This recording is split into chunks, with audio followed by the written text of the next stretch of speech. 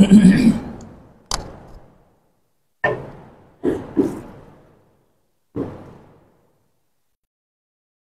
الحمد لله نحمده ونستعينه ونستغفره ونعوذ بالله من شرور أنفسنا ومن سيئات أعمالنا من يهده الله فلا مضل له ومن يضلل فلا هادي له وأشهد أن لا إله إلا الله وحده لا شريك له وأشهد أن محمدا عبده ورسوله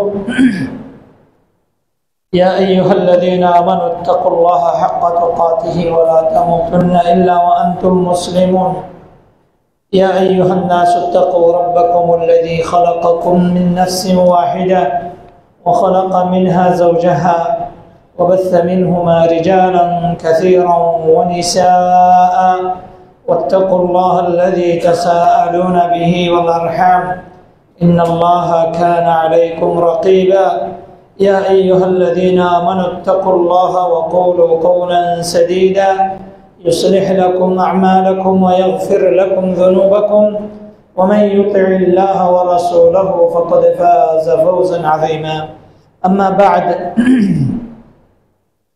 فإن خير الحديث كلام الله وخير الهدي هدي محمد صلى الله عليه وسلم وشر الأمور محدثاتها وكل محدثة بدعة وكل بدعة ضلالة وكل ضلالة في النار أيها المسلمون يقول الله تبارك وتعالى في محكم التنزيل مخبرا ومبينا فضل شهر الله شهر ذي الحجة العشر الأول من ذلك الشهر الفضيل الذي فيه يجمع توحيد الألوهية وتوحيد الربوبية وتوحيد الأسماء والصفات بل وجميع أركان الإسلام والإيمان فقد قال الله عز وجل أعوذ بالله من الشيطان الرجيم والفجر وليال عشر والشفع والوتر والليل إذا يسر আল্লাহর অশেষ দয়া ও মেহেরবানি যে আজ আমরা যিলকায়দা শেষের দিকে এসে ওই মাসের শেষ খুতবাটি অন্তত শুনতে পারছি আলহামদুলিল্লাহ। তো বিষয় একাধিক আজকে আলোচনা হবে ছোট্ট আকারে। আমরা সকলে জানি আমরা অতি গুরুত্বপূর্ণ একটি মাস আমাদের সামনে, তার ফজিলত ও তাৎপর্য নিয়ে আপনাদের আমাদের সকলের প্রিয় শাইখ আছেন এখানে, অর্থ মাদ্রাসার প্রিন্সিপাল, উনি বিস্তারিত আলোচনা করবেন অন্য একটি খুতবা বা অন্য কোনো আলোচনায়। আমি আজ যেহেতু সামনের শুক্রবারটা আমাদের কি হচ্ছে না,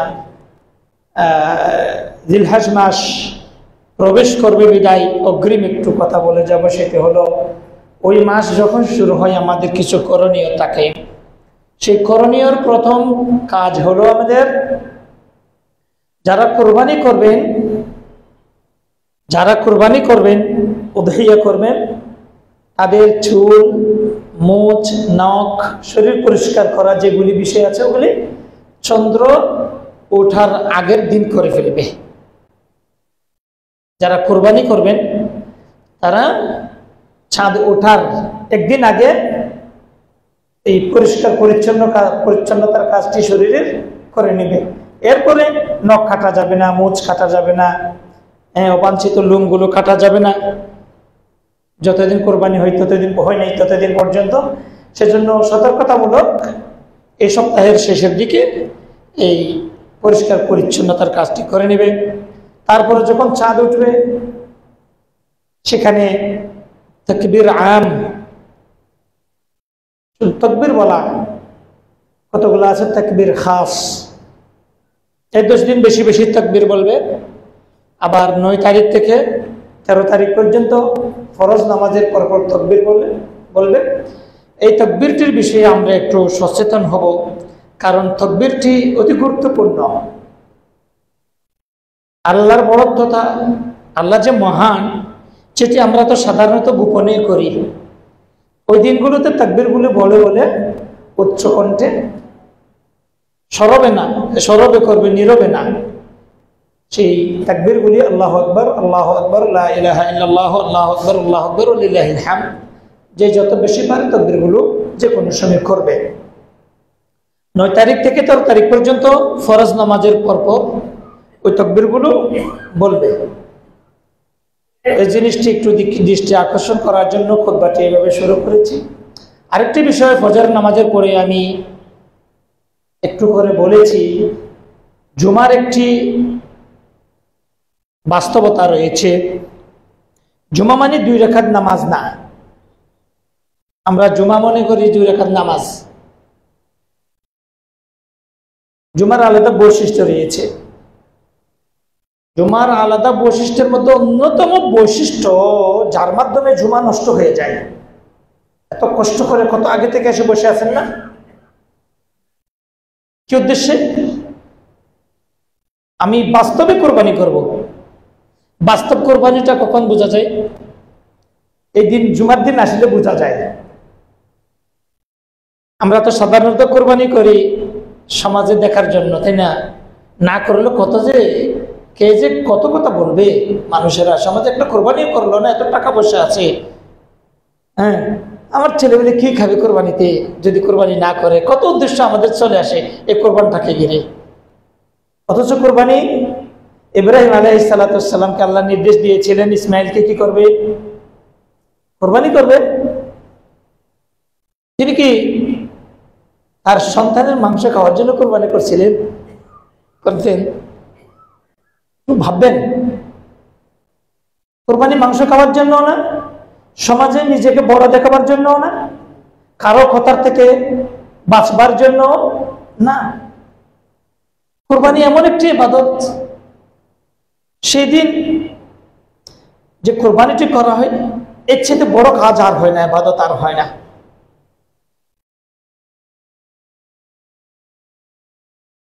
কোরবানির রক্তের ফোঁটা মাটিতে পড়ার আগে আল্লাহ রাব্বুল আলামিন সেটি গ্রহণ করে ফেলেন।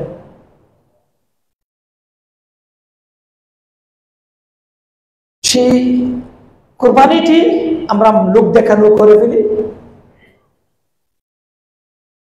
আমরা ফরজ নামাজ বা নফল নামাজ, মানুষ কখন দিনদার বুঝবো? যদি ফরজ নামাজগুলি ফরজ করা না হইতো, কেউ কি স্বেচ্ছায় ফরজ নামাজগুলি 5 ওয়াক্ত টাইমলি ইমামের পিছনে আদায় করতে মনে হয়? হ্যাঁ, সেখানে যদি জাহান্নাম দেবে এই কথাটি না বলা হইতো, কেউ কি স্বেচ্ছায় ইমামের পিছনে টাইম টু টাইম এসে আদায় করতে মনে হয়? করতো না।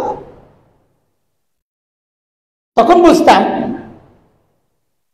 যখন কোন বান্দার উপর কোনো জিনিস ফরজ করা হয়নি, নফল করে দেওয়া হয়েছে, সুন্নাত বা মুস্তাহাব করে দেওয়া হয়েছে, স্বতঃস্ফূর্তভাবে স্বেচ্ছায় টাইম টু টাইম প্রত্যেকটি নফল নামাজগুলো আদায় করে, ওই মানুষটি সবচেয়ে আকরাবুন নাস ইলাল্লাহ, আল্লাহর সবচেয়ে নিকটতম ব্যক্তি হলো সেই ব্যক্তিটি।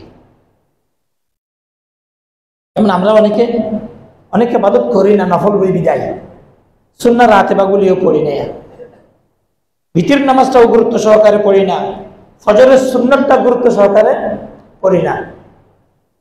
চিন্তা থাকে ইকামত দিবে, যাব, সালাম ফিরিয়েছি, একটি মসজিদ আর একটি ঘরে সালাম। অনেকের এই চেষ্টাটা থাকে এত দ্রুত গতিতে। তার মানে কি, তাকে এটা বাধ্য করা হয়েছে, জন্য সেই নামাজের পরে যদি যে যত বেশি নাফল নামাজ পড়বে, ওমা তাকাররাবা ইলাইয়া আবদি মিম্মা আফতারাতুহু আলাইহি, যে ফরজগুলো তাকে ফরজ করে দেওয়া হয়েছে, যে সালাতগুলো ফরজ করা হয়েছে, যে বস্তু বিষয়গুলো ফরজ করে দেওয়া হয়েছে, ফরজের পরে যদি অতিরিক্ত নফল নামাজ নিয়ে যদি আমার কাছে বেশি নৈকট্য লাভ করে, সে আল্লাহর কাছে সবচেয়ে বেশি প্রিয়। সেজন্য মানুষের ক্যাটাগরি 3টা: যালিমুন লিনাফসিহি, মুক্তাসিদুন সাবিকুন বিল খায়রাত। যালিমুন লিনাফসিহি, নিজেকে নিজে জুলুম করে। লা ইউআদ্দি ফারাইদ আল্লাহ ওয়া লা ইয়াজতানিবু নওয়াহি, যে ব্যক্তি আল্লাহ যেগুলি ফরজ করে দিয়েছে ওগুলি আদায় করে না এবং যেগুলি নিষেধ করেছে সেগুলি বেশি বেশি করে, ওগুলা থেকে বিরত থাকে না। যালিমুন লিনাফসিহি, নিজেকে নিজে কি করলো? জুলুম করলো। আরেক ক্যাটাগরির মানুষ হলো মুকতাসিদুন,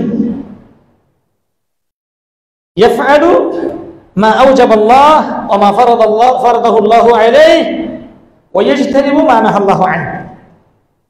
ফরজগুলো করে আর যেগুলি হারাম করে দিয়েছে ওগুলো করে না।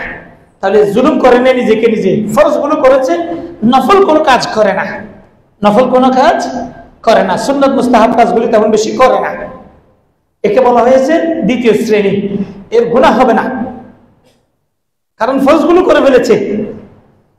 ওমিনহুম সাবিকুন বিল খায়রাত, আরেক শ্রেণীর মানুষ আছে যে ব্যক্তি ফরজও করে, হারাম করে দিয়েছে যেগুলো ওগুলো থেকে বিরত থাকে। সাবিকুন বিল খায়রাত, নওয়াফিল আল ইবাদাত ওয়াত তাআত, মুস্তাহাব্বাত মানদুবাত, এই সুন্নাত মুস্তাহাব নফল তাতাওউ যেগুলি বলে এগুলো বেশি বেশি করে। যে ব্যক্তি ফরজ আদায়ের পরে হারাম বস্তু থেকে বিরত থাকার পরে বেশি বেশি নফল কাজগুলো করে, সে আল্লাহর কাছে সবচেয়ে বেশি প্রিয়তম ব্যক্তি।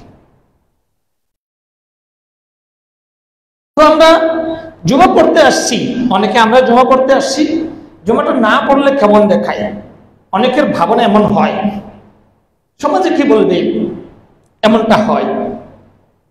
এজন্য জুমার নামাজে আসে।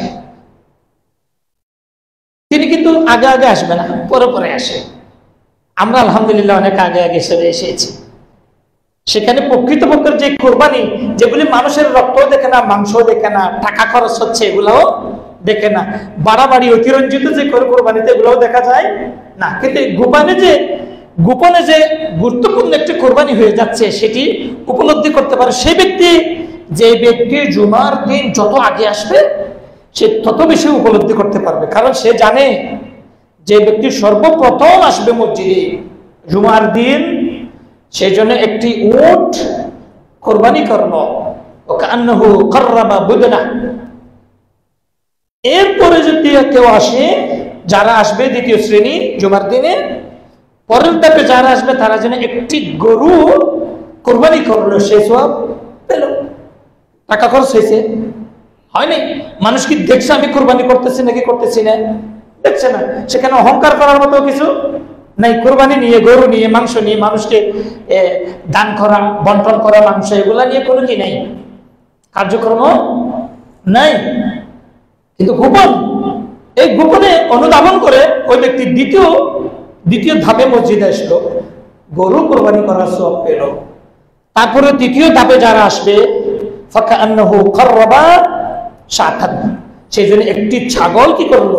কোরবানি করলো। এরপরে আর কোনো বস্তু নেই যেগুলি দিয়ে কোরবানি করা যায়, কিন্তু সাধারণ সদকা হতে পারে। একটা মুরগি জবাই করে মানুষকে দিয়ে দিল, সওয়াব পেল না? একটা ডিম কিনে মানুষকে দিয়ে দিল, সওয়াব পেল না? তাকাররুব, এটাও কি তাকাররুব, আল্লাহর সাথে নৈকট্য লাভের একটি উপায়। এরপরে তবে যে ব্যক্তি মসজিদে জুমার দিন আসবে, সে একটি মুরগি আল্লাহর রাস্তায় দান সদকা করছে, এমন সওয়াব পাবে। তারপরে যে ব্যক্তি, সে ব্যক্তি একটি ডিম কান্নাহু কাররাবা বাইদাতান, একটি ডিম আল্লাহর রাস্তায় কি করছে? সদকা করছে। ফাইযা খারাজাল খাতিব, যখন খতিব সাহেব খুতবা দিতে বের হয়ে যাবে, ফেরেশতারা যারা কে কার আগে আসছে লিখছিল না দরজা দরজা দাঁড়িয়ে, ওই ফেরেশতা পর্যন্ত কি বসে যাবে, খাতা বন্ধ করে ফেলবে, আর লিখবে না। ইমাম বের হওয়ার পরে, খতিব খুতবা দিতে বের হওয়ার পরে, জুমার যে বৈশিষ্ট্য আলাদা ছিল ওগুলা আর লিপিবদ্ধ করা হবে না। ইমাম বের হওয়ার সাথে সাথে এটা বন্ধ। ফেরেশতারা বসে জুমার খুতবা শুনে, এই যে এত কষ্ট করে আসলাম, আবার অনেকে কতগুলো পরে পরে এসে নিজের সাধারণত যে একটা ফরজ নামাজ 2 রাকাত আদায় করবে জুমার নামাজ, ওই বৈশিষ্ট্যটাও কি করে ফেলে, হারিয়ে ফেলে। ফজরের পরে একটু বলছি, কথা বলা খুতবার সময় একে অপরকে ভাই দুষ্টামি করেন না, চুপ থাকেন, জুমার খুতবা চলছে, সৎ আদেশ না, এই সৎ আদেশটাও খুতবার সময় কি হয়ে যায়, অপকর্ম হয়ে যায়। এমনটিও বলা যাবে না। আপনি সৎ আদেশও দিতে পারবেন না। সৎ আদেশ কে দিবে? আদেশ দেওয়ার জন্য খতিব দাঁড়িয়ে আছেন, খতিব সাহেব কি দিবেন? আদেশ দিবেন, ভাই উস্কুত, কথা বললেন না। কে বলবে? খতিব সাহেব বলবে, খতিবের দায়িত্ব। এটা আমাদের দেশের ভুল, যার দায়িত্ব তাকে করতে দেয় না, অন্যরা নিয়ে নেয়। যদি কেউ উস্কুত বলে তারপরে তার জুমাটা কি হয়ে যায়, জুমার বৈশিষ্ট্য তার বাদ হয়ে গেল, ফরজটাই আদা করলো, শুধু ফরজটা আদা হলো, কিন্তু জুমার কোনো বৈশিষ্ট্য পাইনি। ফালা জুমআতা লাহ, হাদিসে এমন রয়েছে, মান ক্বালা লিআখিহি ইসকুত ফাকাদ লাগা ওয়া মান লাগা ফালা জুমআতা লাহ, তার জুমার নামাজ হবে না। গেল জুমাটা। আবার কেউ কেউ পরে পরে আসে, এখন জুমার মসজিদ ভরপুর হয়ে গেল না, পরে পরে আসে ইয়াতাখাত্তা রিকাবান নাস, পিছন থেকে ডিঙ্গাইয়া ডিঙ্গাইয়া আসে। এক ব্যক্তি যায়, রাজুলুন ওয়ান নবী সাল্লাল্লাহু আলাইহি ওয়াসাল্লাম ইয়াখতুব, রাসূল সাল্লাল্লাহু আলাইহি ওয়াসাল্লাম খুতবা দিচ্ছিলেন জুমার নামাজের। এক ব্যক্তি পরে ঢুকলো, ঢোকার পর ইয়াতাখাত্তা রিকাবান নাস, মানুষকে ডিঙ্গাইয়া ডিঙ্গাইয়া আসে, কষ্ট দিয়ে, একে ফাঁক করে, ওকে ধাক্কা দেয়, ওকে ঠেলে দেয়, ওকে এইভাবে করে। রাসূলুল্লাহ সাল্লাল্লাহু আলাইহি ওয়াসাল্লাম বললেন, ইয়া রাজুল ইজলিস ফাকাদ আযাইত, হে ভাই আপনি বসেন, আপনি অহেতুক মানুষকে কষ্ট দিচ্ছেন, ফাকাদ আযাইত, কষ্ট দিচ্ছেন, আপনি মনোযোগ নষ্ট করছেন, তাই না? যারা জুমার খুতবা শুনছেন, একজন আসে ওকে ধাক্কা দিয়ে, কয়জন মানুষকে ধাক্কা দিয়ে সরিয়ে মনোযোগ নষ্ট করে সামনে আসতেছে, পিছনে বসেন, দাঁড়ান।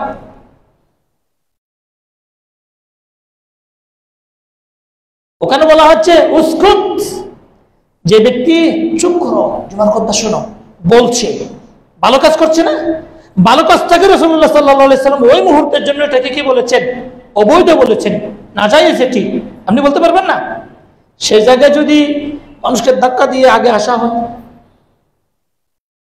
এটা খতিবের কথা না।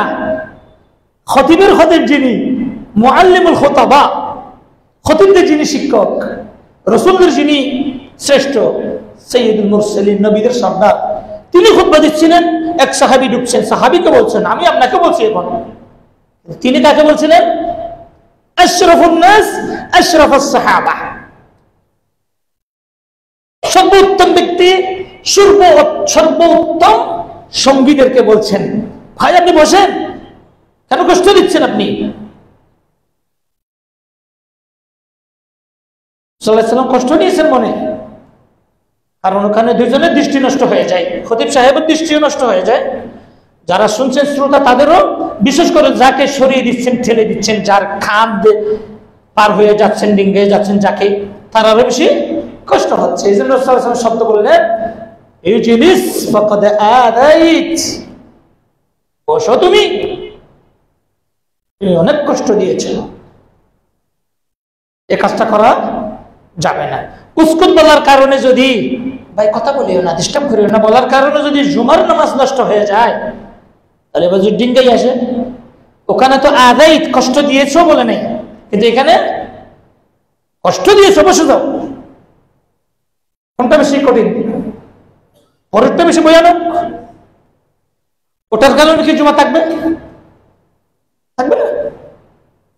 এজন্য আমাদের একটু সতর্ক হতে হবে। এত কষ্ট করে সওয়াবের জন্য এসেছি, মহা গুরুত্বপূর্ণ একটি ওয়াজিব আদায় করতে এসেছি, সেটাকে আমরা কোনোভাবে নষ্ট করব না ইনশাআল্লাহ। আল্লাহ যেন আমাদেরকে বুঝ দান করেন। অন্য একটি প্রসঙ্গ, আমরা তো আল্লাহর বান্দা নাকি?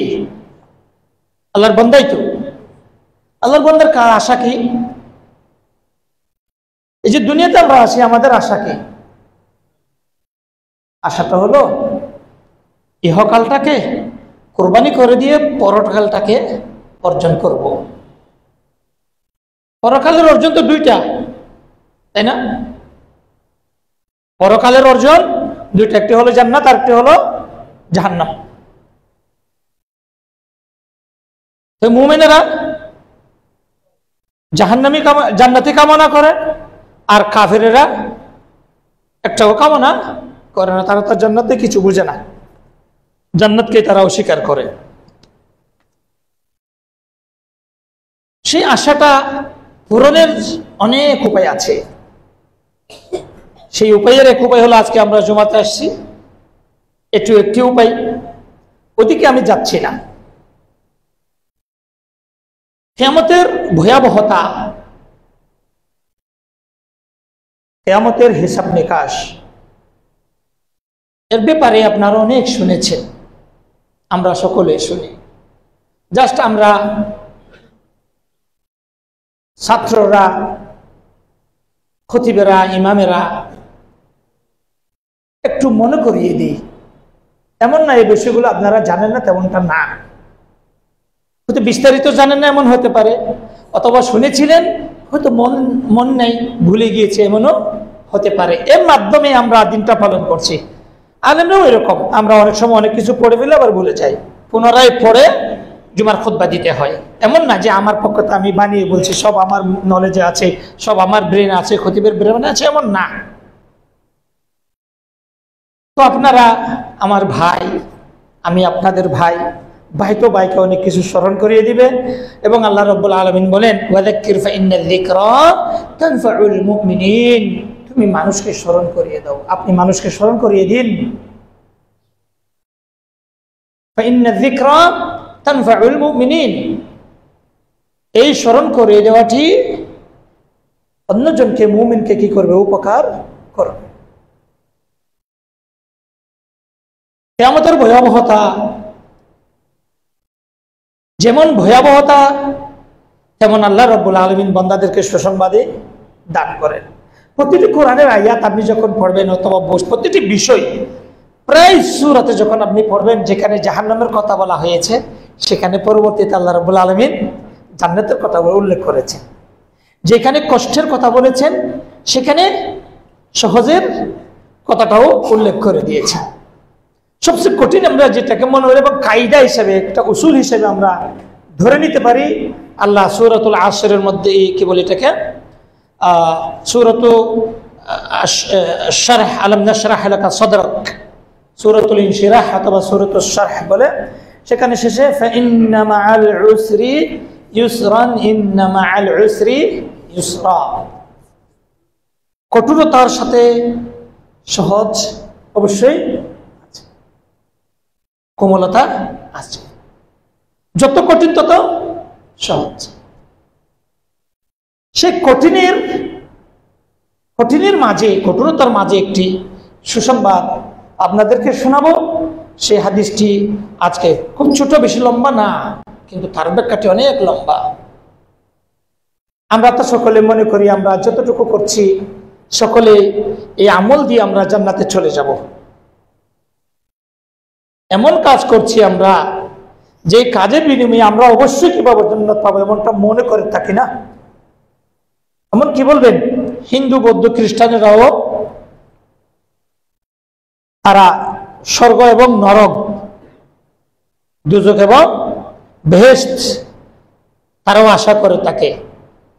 তারা তো যে শহীদরা বেহেশতে যাবে বলে না, হিন্দুদের এখানে প্রত্যেকটি ধর্মে যারা শহীদ হয় তারা কোথায় যায়? জান্নাতে যায়। যারা নেক কাজ করে তারা জান্নাতে যায়, বেহেশতে যায়। যদি পরিভাষাটা ভিন্ন হয় আর কি, তারা তাদের মতো করে বলে। জান্নাতে যাওয়ার সবচেয়ে বড় মাপকাঠি যেটি, সেটি আমরা বুঝি না। না বুঝার কারণে আমরা সকলকে জান্নাতে অধিষ্ঠিত করিয়ে দিই, সকলকে জান্নাতের টিকিট দিয়ে দিই। এজন্য বাতাকাতুল গুফরান আছে একটা ইহুদি ধর্মে, বাতাকাতুল গুফরান, তারা একটা কার্ড বিক্রি করে, টিকিট বিক্রি করে দেয় ইহুদিরা, খ্রিস্টানরা। তারা বলে তাদের একটি বাতাকাতুল গুফরান আছে, এটি যে পাবে সে তার আর কোনো কি থাকবে না, পাপ থাকবে না, অটোমেটিক জান্নাতে যাবে। আরবিতে বাতাকাতুল গুফরান বলে, ক্ষমার কার্ড। সত্যায়ন করে দিয়েছে তাকে, এ ব্যক্তি জান্নাতে, যত পাপ করুক না কেন তার কোনো পাপ নেই।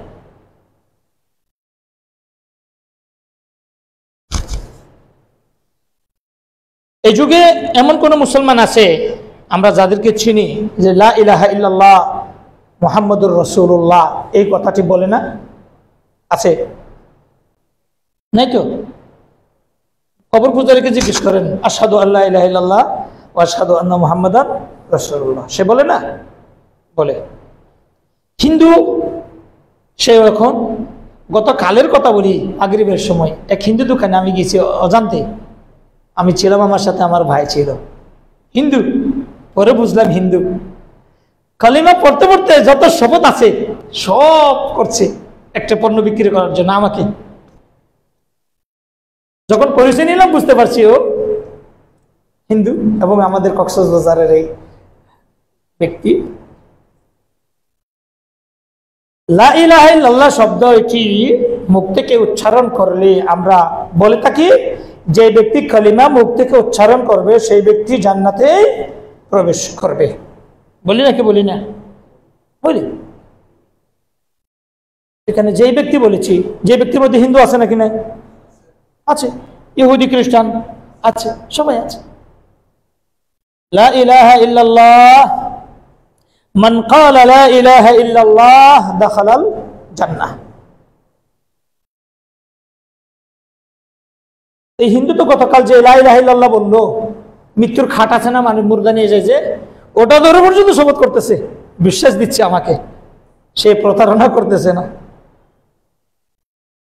যে যে শপথ করছে আল্লাহর নামে, সে যেভাবে আল্লাহর নামকে উচ্চারণ করছে, কথাগুলো বলছে, হয়তো আমি আপনি এভাবে কাউকে মন গলাতে পারবো না। এক পর্যায়ে আমি বিশ্বাস করে বসে গেছি, পরে যখন পরিচয় নিলাম বুঝতে পারলাম ও কি হিন্দু, তখন আমার মনটা সরে গেল। এখন লা ইলাহা ইল্লাল্লাহ বলে যদি জান্নাতে যেতে পারে, তাহলে দুনিয়াতে কি এমন কোন জাত আছে যে জান্নাতে যাবে না? অথচ আল্লাহ কি বললেন? লাআমলাআন্না জাহান্নামা মিনাল জিন্নাতি ওয়ান নাসি আজমাইন। এই জাহান্নামটা ফিল আপ করা হবে ইনসান এবং জিনকে দিয়ে। এখন সকল ইনসান যদি জান্নাতে যায়, জাহান্নাম কোথায়?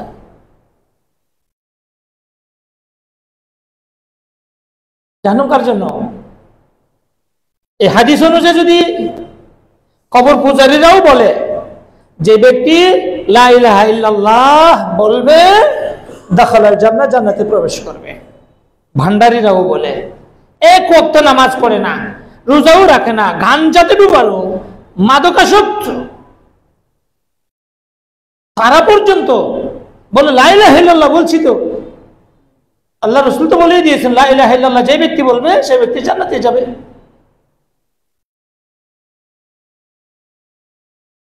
লা ইলাহা ইল্লাল্লাহ বললে যে জান্নাতে যাবে, এই কথাটি আমাদের রাসূল সাল্লাল্লাহু আলাইহি ওয়াসাল্লাম শিআবে আবি তালেবে কুফারে কুরাইশ লিডারদেরকে, সর্দারদেরকে ডেকে যে কথা বলেছিলেন,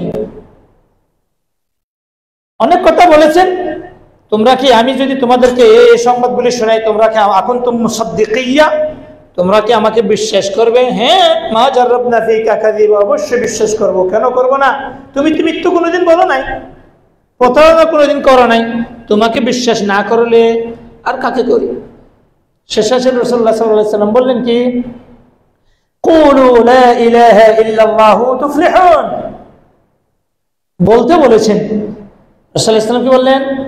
কুলু লা ইলাহা ইল্লাল্লাহ, তোমরা একটু লা ইলাহা ইল্লাল্লাহটি বলো, তুফলিহুন, তোমরা সফল কাম মানে তাদখুলুল জান্নাহ, লা ইলাহা ইল্লাল্লাহ বলে দাও, তোমরা সফল হয়ে যাবে, জান্নাত পেয়ে যাবে।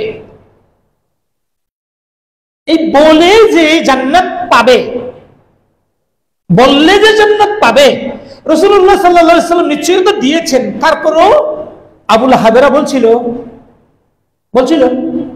ওই মুহূর্তে তো বলেছিল তাব্বাল্লাকা আলিহাদা জামাআতানা, রাসূলের জন্য বদদুয়া করেছিল, এই তুমি ধ্বংস হয়ে যাও, তোমার হাত ধ্বংস হয়ে যাক, এই জন্য আমাদেরকে একত্রিত করেছো, দেখছো এখানে।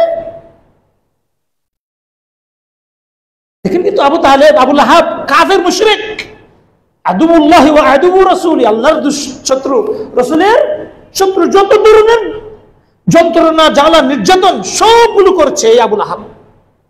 এই জন্য তার পরিণতি একেবারে আল্লাহ কোরআনে উল্লেখ করে দিয়েছে, তাকে তার স্ত্রীর সংগৃহীত লাকড়ি দিয়ে তাকে কি করা হবে, জ্বালানো হবে জাহান্নামে। এ আবু লাহাবকে, সেই আবু লাহাব লা ইলাহা ইল্লাল্লাহ বলতে বলেছেন, আল্লাহ রাসূল সাল্লাল্লাহু আলাইহি ওয়াসাল্লাম বলতে বলেছেন লা ইলাহা ইল্লাল্লাহটা একটু বলো।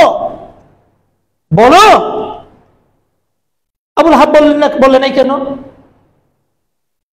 বরং বদদুয়া, পাল্টা উত্তর কেন দিল? পাল্টা উত্তরে আল্লাহর পক্ষ থেকে তার জন্য শাস্তি এসে গেল দুনিয়াতে। তাব্বাত ইয়াদা আবি লাহাবিন ওয়া তাব্বা মা আগনা আনহু মালুহু ওয়া মা কাসাব, সূরাটি নাযিল হলো। বললে তো হয়ে যেত। আমরা যারা লা ইলাহা ইল্লাল্লাহ বললে যে জান্নাতে যাব এই আশা করে বসে আছি, আমাদের আত্মীয় স্বজনেরা, পরিবার পরিজনেরা, যাদের পরিবার পরিজন আছে, আপনাদের দায়িত্ব এগুলো বুঝানো। রাসূলুল্লাহ সাল্লাল্লাহু আলাইহি ওয়াসাল্লাম মক্কার জীবনে এগুলোই করেছেন, পরিবার পরিজনকে বুঝিয়েছেন, নিকটতম আত্মীয়দেরকে বুঝিয়েছেন। এরপরে আস্তে আস্তে আস্তে আস্তে আস্তে বিস্তার লাভ করেছে, এরপরে মদিনায় গিয়েছেন।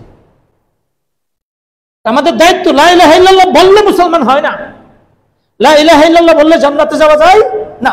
যদি জান্নাতে যাওয়া যাইতো, রাসূলুল্লাহ সাল্লাল্লাহু আলাইহি ওয়াসাল্লামের ভাষা থেকে বোঝা যায় যে ব্যক্তি লা ইলাহা ইল্লাল্লাহটা বলবে, ব্যাখ্যা অনুযায়ী, তাদের ব্যাখ্যা অনুযায়ী, ভুল ব্যাখ্যা অনুযায়ী, সেটি যদি হয়, আবু লাহাব, আবু জাহেল, রুআসা ও কুরাইশের সর্দারেরা, নেতারা, লিডারেরা বলে দিলে তো হয়ে গেল। তারপরে তারা যাই করুক না কেন,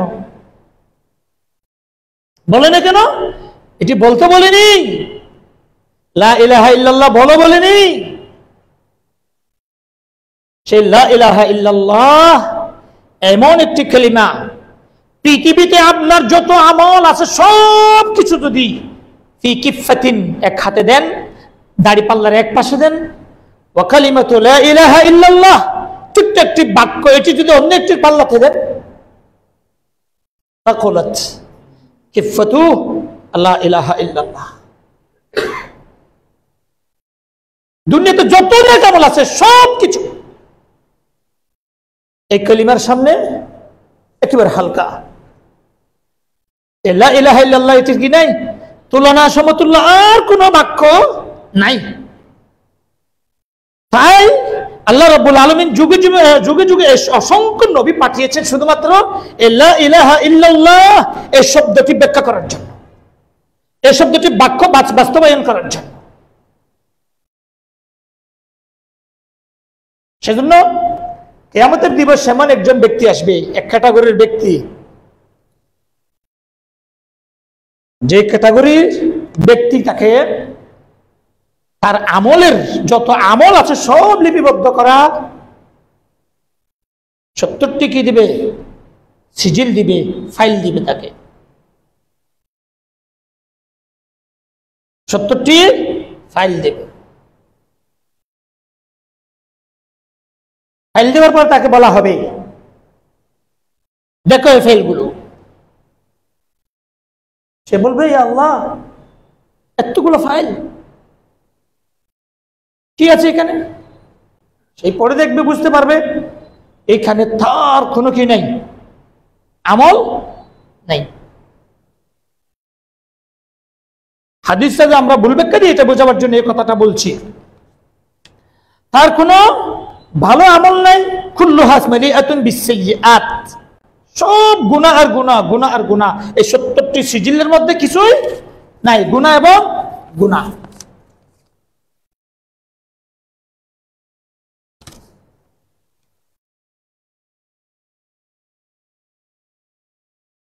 কি করবে? তো তিনি বললেন, ওই ব্যক্তি বলবে, আল্লাহ রাব্বুল আলামিন বলেন, ইন্নাল্লাহা সাইয়ুখাল্লিসু রাজুলান মিন উম্মতি আলা রুউসিল খালাইক ইয়াউমাল কিয়ামাহ। একজন ব্যক্তিকে আল্লাহ রাব্বুল আলামিন সমস্ত মাখলুকের সামনে জাহান্নাম থেকে মুক্তি দেবে। আলা রুউসিল খালাইক ফায়ানশুরু আলাইহি 99টি 70টি বলছিলাম, এই জন্য আবার দেখলাম নিচে দিয়ে বলছিলাম না, ভুলে যাই, মানুষ ভুলে যায়, মনে করিয়ে দিল। 99টি কি দেওয়া হবে? ফাইল তার হাতে দেওয়া হবে। কুল্লু সিজিল্লিন মিসলু মাদ্দিল বাসর, এক একটি ফাইল চোখের রাস্তা, এক চোখের রাস্তা, এত বড় বড় ফাইল।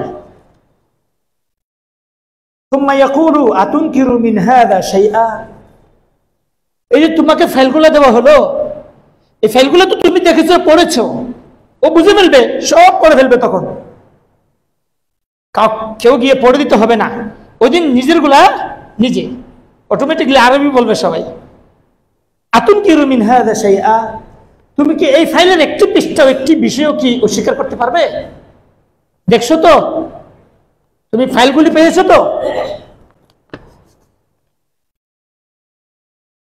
আযালামাকা কাতাবাতিল হাফিযুন, তোমাকে কি আমি দায়িত্বরত যে ফেরেশতাগুলো ছিল, কাতেবরা ছিল, লিখকরা ছিল, তারা কি তোমাকে কোনো জুলুম করেছে, অন্যায় করেছে তোমার প্রতি? কার কথা বলা হচ্ছে? কিরামান কাতিবিন, যেগুলো বলে কিরামান কাতিবিন ইয়ালামুনা মা তাফআলুন।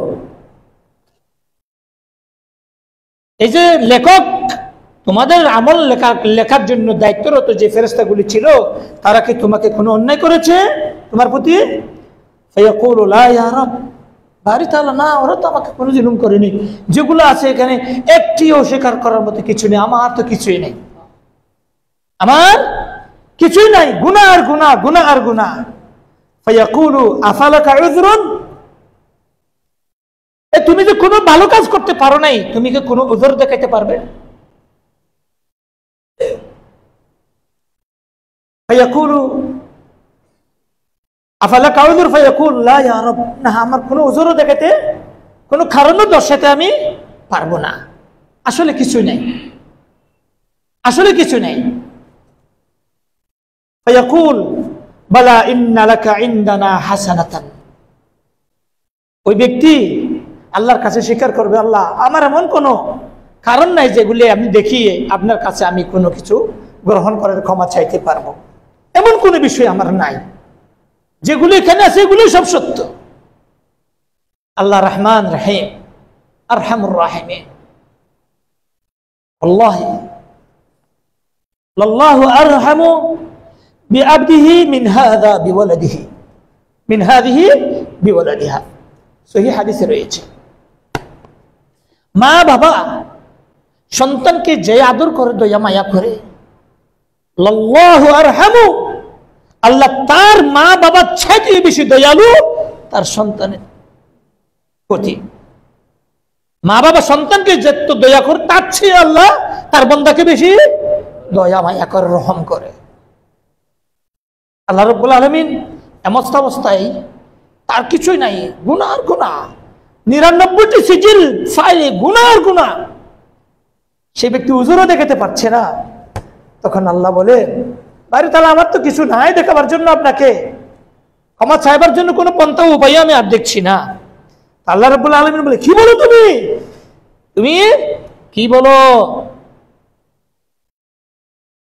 বালা ইন্না লাকা ইনদানা হাসানাতান ফাইন্নাহু লা যুলমা আলাইকা আল-ইয়াওম, আছে, আছে বান্দা, আছে, আছে, তোমার জন্য আমার কাছে একটি উপহার আছে। উনি স্বীকার করে ফেললেন, নাই। আল্লাহ বললেন, কি বলছো তুমি? আছে বান্দা, আছে, তোমার জন্য আমার কাছে একটি উপহার আছে। বালা ইন্না লাকা ইনদানা হাসানাহ ফাইন্নাহু লা যুলমা আলাইকা আল-ইয়াওম, তোমাকে আজকে কোনো প্রকার জুলুম করা হবে না, তোমার জন্য এমন একটি উপহার আমার কাছে আছে। ফাতাখরুজু বিতাকাতুন ফিহা আশহাদু আল্লা ইলাহা ইল্লাল্লাহ ওয়া আশহাদু আন্না মুহাম্মাদান আবদুহু ওয়া রাসূলুহু। তার জন্য একটি কাঠ বের হবে। আল্লাহ এই কথা বলার পর তার জন্য একটি কি আসবে? কাঠ আসবে। কাঠের মধ্যে একটি বাক্য লেখা আছে, সেটি কি? আশহাদু আল্লা ইলাহা ইল্লাল্লাহ ওয়া আশহাদু আন্না মুহাম্মাদান রাসূলুল্লাহ। দেখো বান্দা, এই জিনিসটি তোমার ছিল, এই জিনিসটি তোমার ছিল, তোমার কোনো কাজ ছিল না। আচ্ছা, আমাদের মাঝে কি এমন কোন বান্দা আছে, কথার কথা, যারা কবরেই পূজা করছে, তারাও কি আল্লাহর জন্য একবার সেজদা করেনি? আছে? নাই তো? একটা না একটা কি করছে? ভালো কাজ অবশ্যই করছে। কিন্তু এই ব্যক্তি একটি কাজও করার কি হয়নি, সুযোগ হয়নি।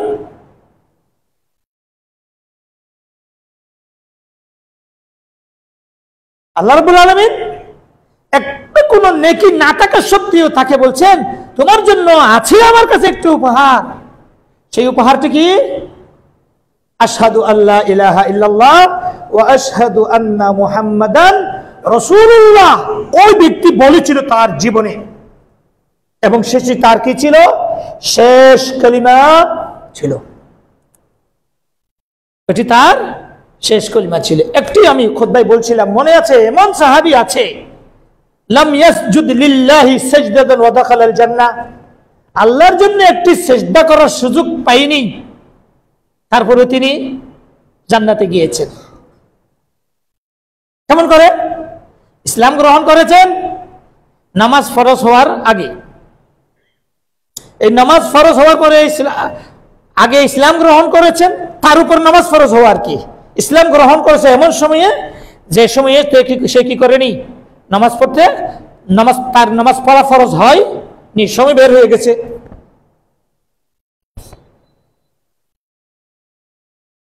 জিহাদের ডাক এসে গেছে।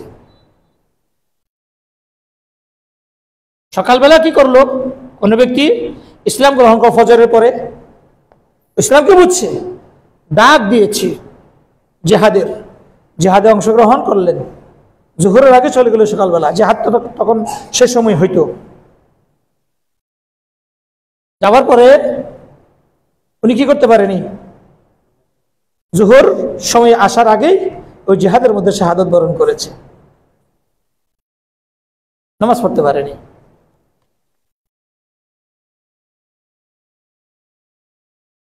শহীদ হয়ে গেল, জান্নাতে যাবে না কোথায় যাবে?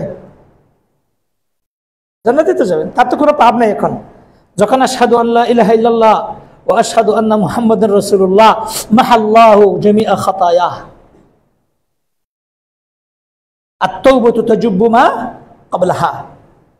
তিনি এমন তওবা করেছেন যে তওবার কারণে ইসলাম আশহাদু আল্লা ইলাহা ইল্লাল্লাহ বলার পর জিহাদের ডাক এসে গেছে, জিহাদে অংশগ্রহণ করেছে। ফজর জোহরের নামাজের আগে তিনি শাহাদাত বরণ করলেন।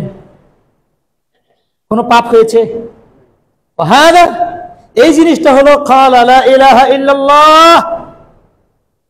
লা ইলাহা ইল্লাল্লাহ এমন ভাবে বলেছে, আজিমান আলাল আমলি বিহা মিম্মা ইয়াকতাদি মিনাল আমল।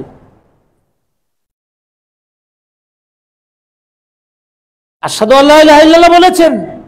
লা ইলাহা ইল্লাল্লাহ কি চাই? যখন আল্লাহর নবী যেটি নির্দেশ দিবেন আল্লাহর পক্ষ থেকে, সে নির্দেশের সরাসরি সাথে সাথে সাড়া দেবেন।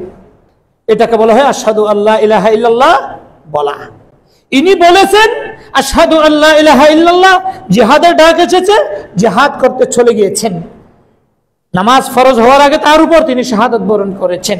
আবু লাহাব, আবু জাহাল, সাহাবে আবু তালেব কুফারে কুরাইশকে লা ইলাহা ইল্লাল্লাহ বলতে বলেছেন। তারা বুঝতে পেরেছে এই লা ইলাহা ইল্লাল্লাহ বলতে বলেনি, লা ইলাহা ইল্লাল্লাহ বলার সাথে সাথে তার অর্থ অনুযায়ী অন্তরে বিশ্বাস করে মুখে স্বীকারোক্তি দিয়ে যে অর্থগুলি বুঝাচ্ছে তদ অনুযায়ী আমার কি করতে হবে? আমল করতে হবে। না হয় লা ইলাহা ইল্লাল্লাহ বলার এটার কোনো কি নাই, অর্থ নাই। এটি কাফেররা বুঝেছিল, আবু লাহাবেরা বুঝেছিল, কুফারে কুরাইশ বুঝেছিল বিধায় তারা কি বলেনি? লা ইলাহা ইল্লাল্লাহ মুখে উচ্চারণ করতে অস্বীকৃতি জানিয়েছিল। তাইলে কি লা ইলাহা ইল্লাল্লাহ বললে জান্নাতে যাওয়া যাবে? আমরা তো বলি মান ক্বালা লা ইলাহা ইল্লাল্লাহ দাখালাল জান্নাহ। ব্যক্তি লা ইলাহা ইল্লাল্লাহ বলবে সে জান্নাতে যাবে। তাহলে জান্নাত সবাই যাবে তাহলে ইহুদি লা ইলাহা ইল্লাল্লাহ বলেন, খ্রিস্টানরাও বলে, বৌদ্ধরাও বলে, হিন্দুরাও বলে, যারা শিরকে ডুবায়, কবরকে তওয়াফ করে, কবরকে পূজা করে, আউলিয়াদেরকে সিজদা করে, কবরবাসীদেরকে সিজদা করে, তাদের কাছে প্রার্থনা করে, তাদের নামে কুরবানি করে, তাদের নামে হজ করে, মুশরিক শিরকার আকবার মুসলিম না। সত্যি তারা নিজেকে কি দাবি করে? জান্নাতে যাবে। এই অর্থে জান্নাতে যাবে, যে অর্থে কারা বুঝেছে? আমাদের দেশের মুশরিকরা বুঝেছে, সে অর্থে ওরা জান্নাতে যাবে আশা করতে পারে। যে অর্থে আল্লাহ রাসূল সাল্লাল্লাহু আলাইহি সাল্লাম আবু জাহেলের মতো মানুষদেরকে, কুফারে কুরাইশের লিডারদের মতো মানুষদেরকে, যারা জ্ঞানী, যারা বুদ্ধিমান ছিল, যারা বুঝতো, যাদের বুঝ সমঝ ছিল, তাদের সামনে লা ইলাহা ইল্লাল্লাহ বলার সাথে সাথে যে অর্থে রাসূলুল্লাহ সাল্লাল্লাহু আলাইহি সাল্লাম বলেছিলেন সেই অর্থে কিন্তু কেউ জান্নাতে যাবে না। সেই অর্থে কেউ জান্নাতে যাবে না, কারণ ওই অর্থটি কি বোঝায়? লা ইলাহা ইল্লাল্লাহ এটির অর্থ সহকারে মনে বিশ্বাস করে, মুখে স্বীকারোক্তি দিয়ে তদনুযায়ী আমল করে দেখাতে হবে। যে সাহাবী জান্নাতে প্রবেশ করেছে সিজদা না করে, সেই ব্যক্তি ধরেন চাপদারিত্ব ধারণ নেই। আমরা অনেকে অনেক গুনাহ করছি, বুঝতে পেরেছি আমি অনেকদিন কবর পূজা করেছি, কবরে সিজদা করেছি, মুসলিম না বুঝতে পেরেছি।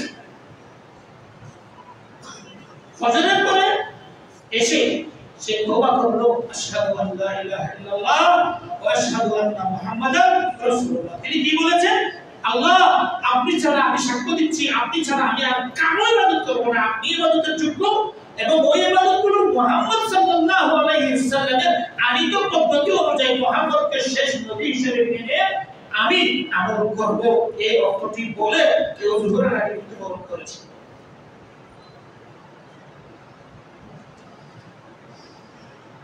তার ইচ্ছে ছিল সে আমল করবে, কিন্তু আমল করার কি পায়নি? দলিল কি? অনেক আগে কবর পূজা করতো, আপনার কাছে এসে বলছে অথবা গোপনে বলছে আমি আর ওই কাজ করব না, এখন থেকে এই অনুযায়ী আমি আমল করব। দলিল কি? তওবা করার পর কাফের জন্য মুসলিম হয়ে যায়, সাথে সাথে তার অতীতের সমস্ত শিরক গুনাহ পর্যন্ত, যে গুনাহকে আল্লাহ কোনদিন ক্ষমা করবেন না বলেছেন, আশহাদু আল্লা ইন্নাল্লাহা লা ইয়াগফিরু আন ইউশরাকা বিহি ওয়া ইয়াগফিরু মা দুনা যালিকা লিমান ইয়াশা।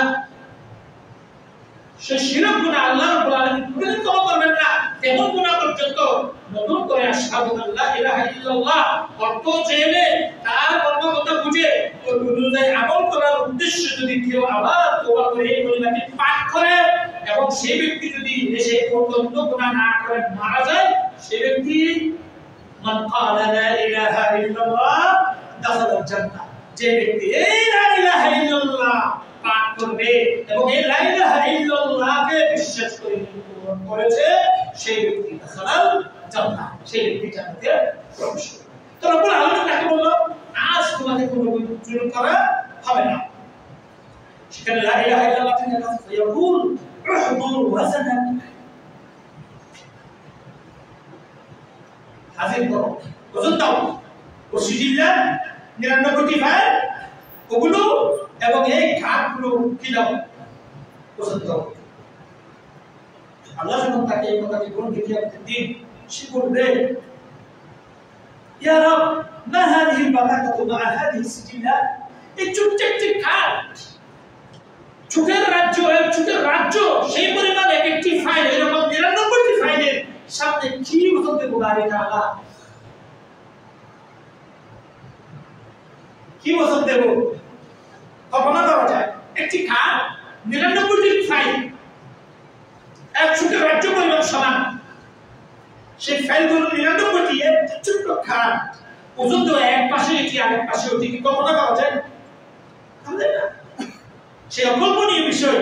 আল্লাহ তাআলা তিনি বললেন মা হাদিহি বিতাকাতু মা হাদিহি সিজিল্লা ফাকালা ইন্নাকা লা তুবছিনা, তোমার কাছে জুলুম করা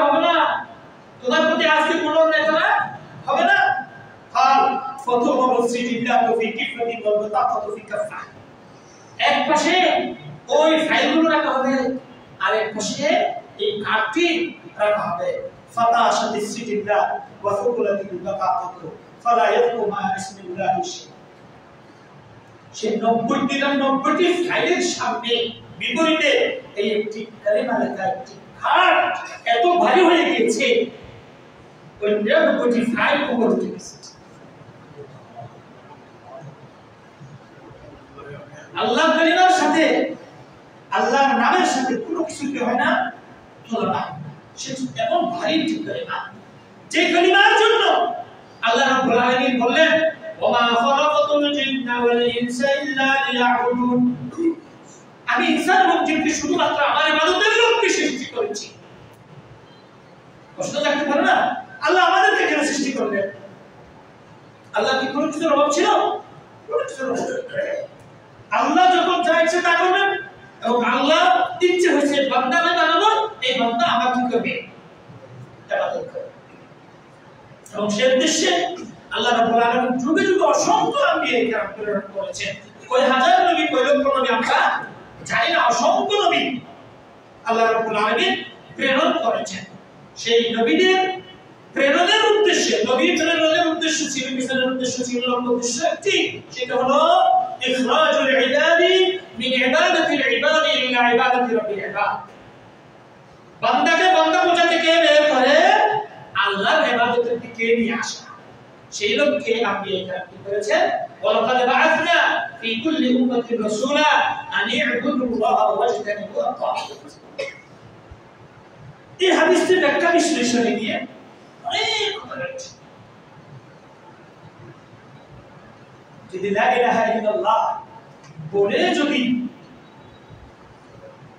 জান্নাতে যাওয়া যেত, তাহলে আপনি মনে করেন আবু লাহাব রাসূলুল্লাহ সাল্লাল্লাহু আলাইহি ওয়াসাল্লামকে বলেছেন, ইয়া মুহাম্মদ, তুমি যা নিয়ে এসেছো তার তো যাবে রাসূলুল্লাহ সাল্লাল্লাহু আলাইহি ওয়াসাল্লাম, তুমি যা নিয়ে এসেছো বললাম লা ইলাহা ইল্লাল্লাহ মুখে বলে দিলাম, অন্তরে বিশ্বাস করলাম, চাপস্তুলি করে না, কিন্তু তোমার আনিত কোন ধর্ম, কোন পদ্ধতি আমরা পালন করতে পারবো না। জাহিলিয়াতের বর্বরতা আমরা ছাড়তে পারবো না। চুরি, চাকা, ডাকাতি, জুলুম, নির্যাতন, আদর, বাদান, জিনা, নেশা, সুদ, ঘুষ এগুলো আমরা বন্ধ করতে পারবো না। কত বলেছে লা ইলাহা ইল্লাল্লাহ বলবো, কিন্তু এই কাজটা আমরা করতে পারবো না। এখন কি আপনি বলবেন তারা মুসলমান হবে? নবী মুহাম্মদ সাল্লাল্লাহু আলাইহি ওয়াসাল্লাম যদি সাথে সাথে এমন কথাটি বলে কেউ, আপনি কি তাকে বলবেন সে মুসলমান হবে? এমনকি আমাদের দেশে যারা কবর পূজারীরা আছে, খেয়াল করেন তো, তারা লা ইলাহা ইল্লাল্লাহ বলে। রাসূলুল্লাহ বলেছেন, তোমরা আল্লাহ ছাড়া কারো ইবাদত করো না। আল্লাহ বলেছেন তোমরা আল্লাহ ছাড়া কারো ইবাদত করো না। শেষটা তুমি আল্লাহর জন্য, আল্লাহর মাসাজিদে লিল্লাহি ফালা তাদউ মা আল্লাহি আহাদ। শেষটা কার জন্য করছো? আর তাওয়াফ, বাইতুল লাগিয়ে তাওয়াফ করবে কার জন্য? আল্লাহর জন্য। প্রার্থনা করবে আল্লাহর জন্য।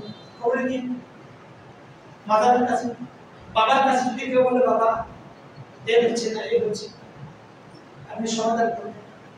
তো আল্লাহ রাব্বুল আলামিন কি বলেন?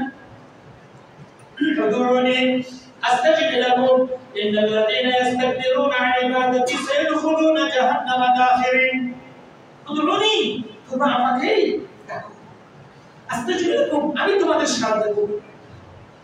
যারা আমাকে না ডেকে অন্যজনকে ডাকে, ইন্নাল লাযীনা ইস্তাকবিরুনা আন ইবাদাতি আই আন দুআই, আমাকে না ডেকে আমার জায়গায় যদি অন্যজনকে ডাকে, সায়াদখুলুনা জাহান্নামা দাখিরিন, আল্লাহ বলেন তারা চিরস্থায়ীভাবে জাহান্নামে থাকবে।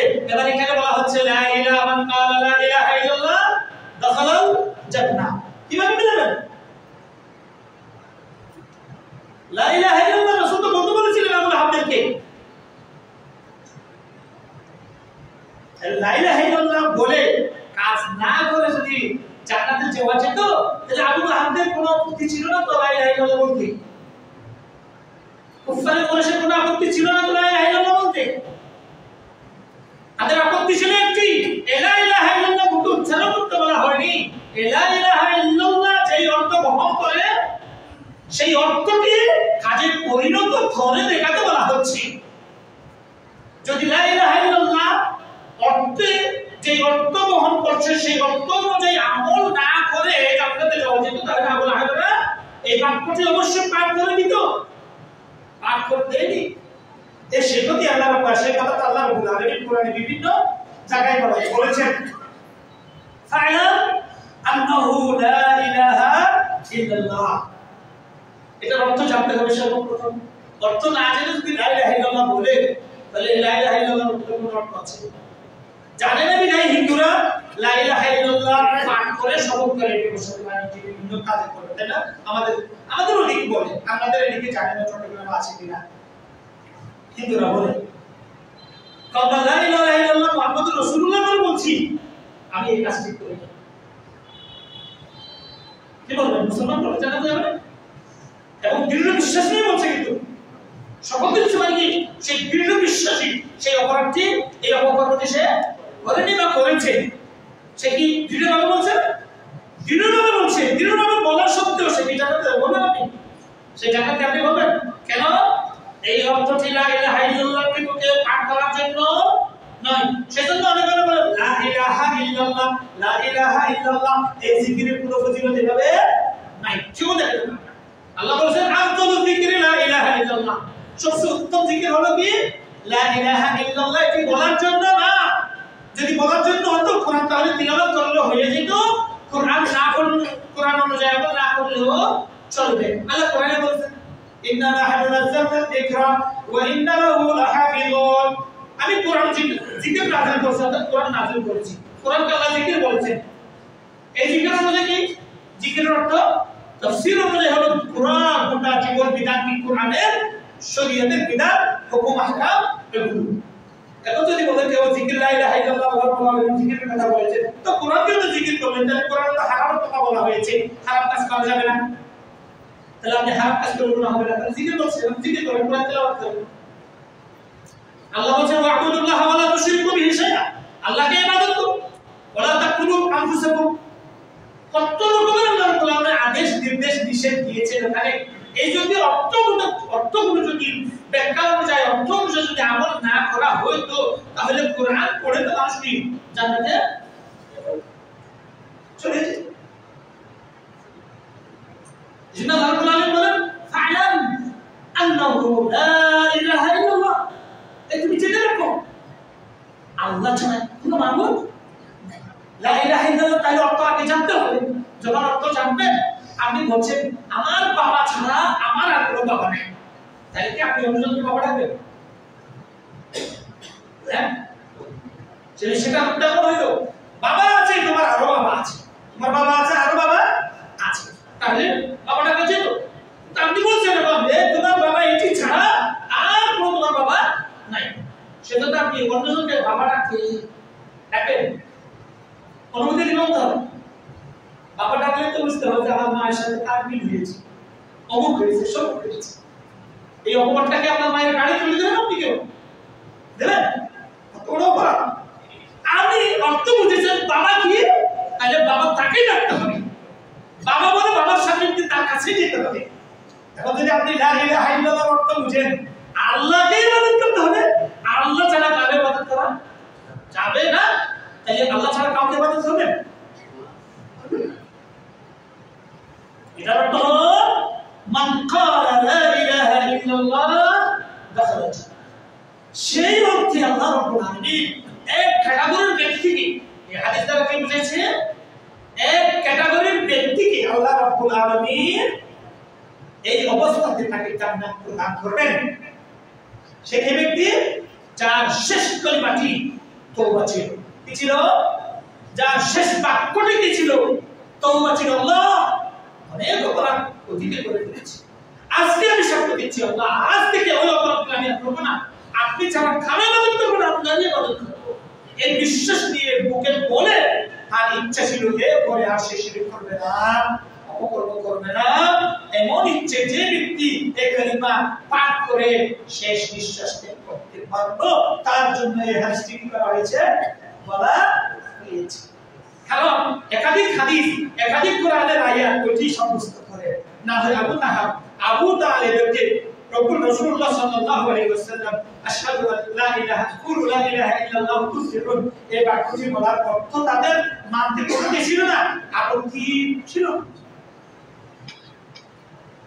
তারপরেও আল্লাহ রাব্বুল আলামিন আরহামুর রাহিম, আপনারা জানেন এই বিষয়টি অনেক লম্বা, প্রায় 37 পৃষ্ঠা থেকে 3টি পৃষ্ঠা নিচে এখানে সব শেষ করা যায়। রাসূলুল্লাহ সাল্লাল্লাহু আলাইহি ওয়াসাল্লামের একটি হাদিস আপনারা জানেন, কিয়ামতের দিন আল্লাহ রাব্বুল আলামিন 70,000 উম্মত মুহাম্মদকে বিলা হিসাব ওয়ালা আযাব জান্নাত, কয় হাজার? 70,000 উম্মত মুহাম্মদকে سيدخلون الجنة من أمتي 70,000 الجنة بلا حساب ولا عذاب مع كل 1000 70,000 প্রত্যেক হাজারের সাথে আবার 70,000 বা 30 হাসিয়াত আল্লাহ হাতে আবার পুরো মুক্তি খুশি করতে আল্লাহ হাত কত আল্লাহর হাতে তুলনা আছে। তার মানে অনেক মানুষ আছে যাদেরকে আল্লাহ রহম করে কোনো হিসাব ছাড়া কোনো আযাব ছাড়া কি দেবেন? জান্নাত দেবেন। তবে শব্দ কোনটা?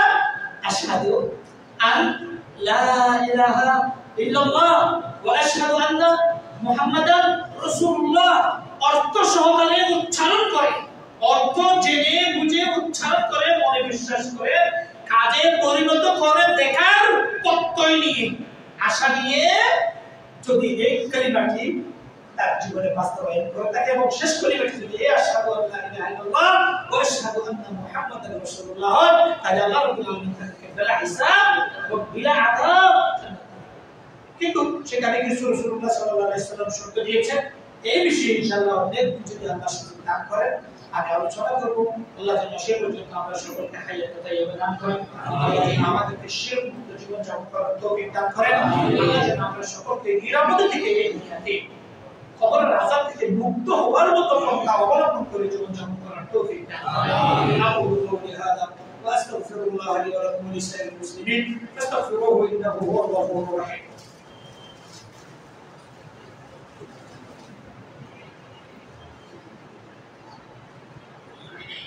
الحمد لله والصلاة والسلام على رسول الله وعلى آله وصحبه ومن والاه، ما بعد.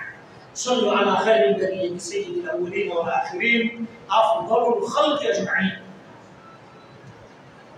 أفضل الخلق على الإطلاق.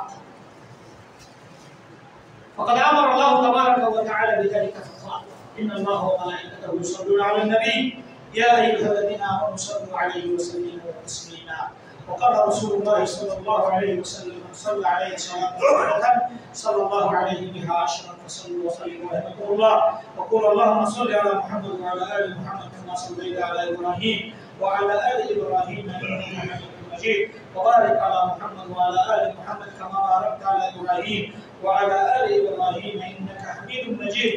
وقال اللهم عن الخلفاء الراشدين المهديين أبي بكر وعمر وعثمان وعلي وعن سائر الصحابة أجمعين. اللهم أعز الإسلام والمسلمين وأذل الشرك والمشركين. اللهم دمر أعداءك أعداء الدين. اللهم عليك باليهود الغاشمين والنصارى الحاقدين. اللهم عليك بإسرائيل وأهله من الكفار. اللهم عليك بهم فإنهم لا يعجزونك. اللهم أرنا فيهم عجائب قدرتك إنك قوي متين. اللهم إنا نجعلك في نحورهم ونعوذ بك من شرورهم. اللهم واحفظنا واحفظ بلادنا من كيد الكائدين. اللهم وفق ولاة أمورنا لما تحبه وترضى. اللهم وفق ولاة أمورنا لما تحبه وترضى. اللهم واحفظهم، اللهم واحفظهم، اللهم واحمهم، اللهم واهدهم سبل السلام. خذ بنواصيهم بالبر والتقوى يا رب العالمين.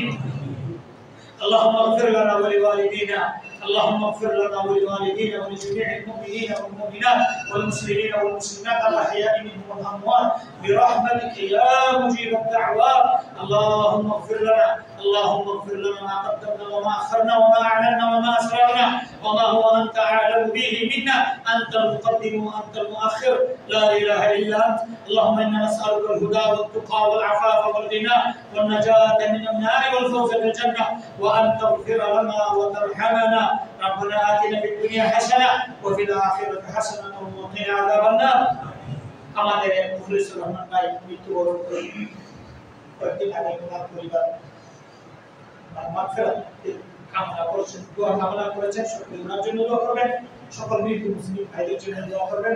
এটি আমাদের কাছে তাদের দোয়া, এটি জীবিত মুসলমানদের প্রতি তাদের কোরআন বলে الذين يقولون ربنا اغفر لنا ولإخواننا الذين سبقونا بالإيمان ولا تجعل في قلوبنا غلا للذين آمنوا الله أكبر আজকে তার জন্য আমি দোয়া করব, আমি বানাইলাম আমার পরবর্তীরা দোয়া করবে।